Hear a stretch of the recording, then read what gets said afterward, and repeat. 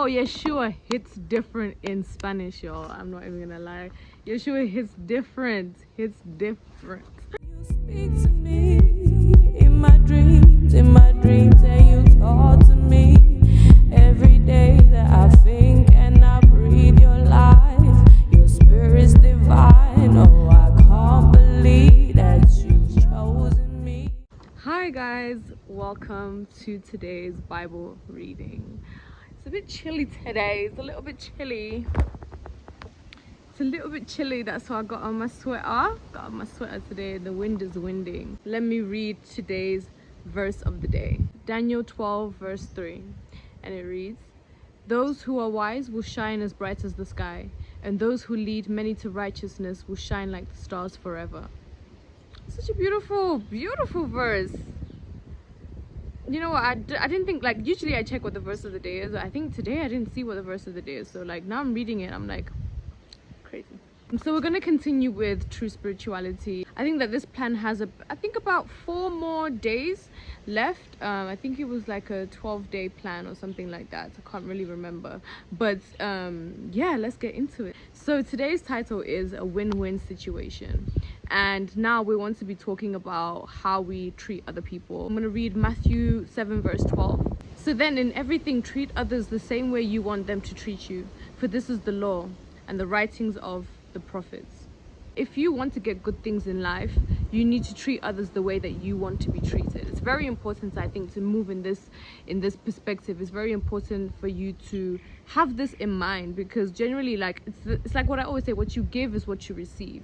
You know, if you want to receive good things in life, you have to be a good person. You have to give off a positive, good light. So it says that when we practice this principle in our daily lives, we will begin to rise up and be the light of God, both at home, amongst our families, at school, at work, at church, and everywhere God places us. This is something that I've really thought about a lot, like in my journey through Christ. It's really helped me to be more conscious about the type of person that I am, to be more considerate, to be more understanding, and be more open of understanding other people as well.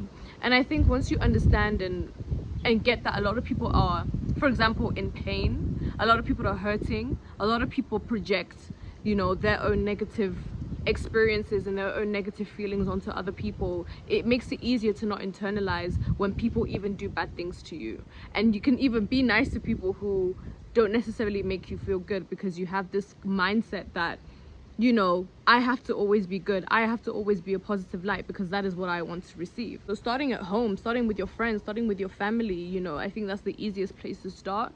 You know, sometimes I actually feel like that can be the hardest place to start, because I think there's so many underlying things when it comes to family and friends. I think there's a lot of things you have to think about, you know, even situations and the way that you feel like you may have been treated at certain points in time, and having to still be a good, kind person.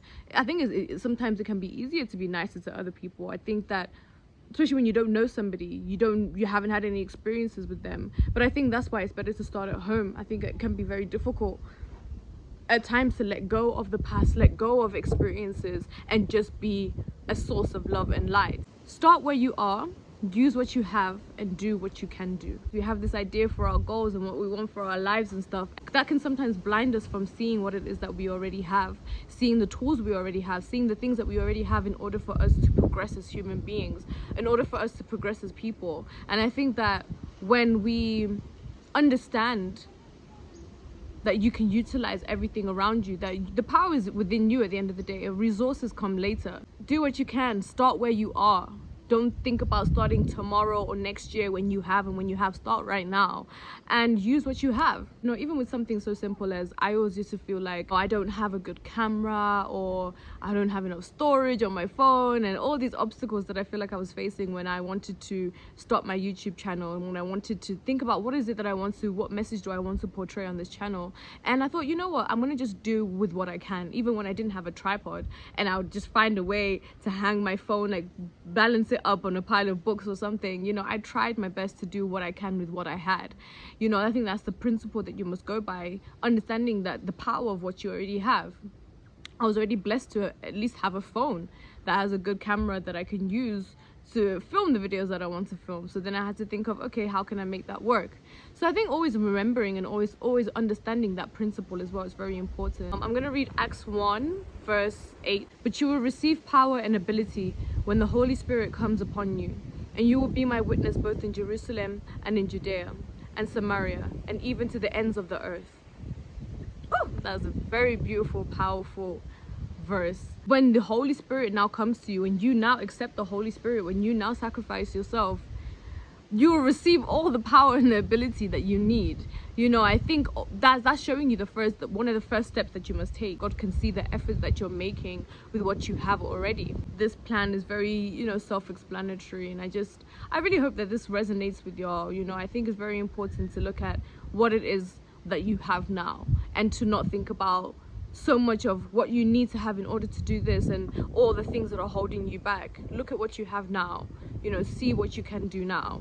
So yeah, I hope that you guys enjoyed today's Bible reading. Please don't forget to subscribe and comment and let me know what you guys think. If anything came into your mind, if you want to discuss anything further, I'm always open. So yeah guys, I hope you have an amazing day.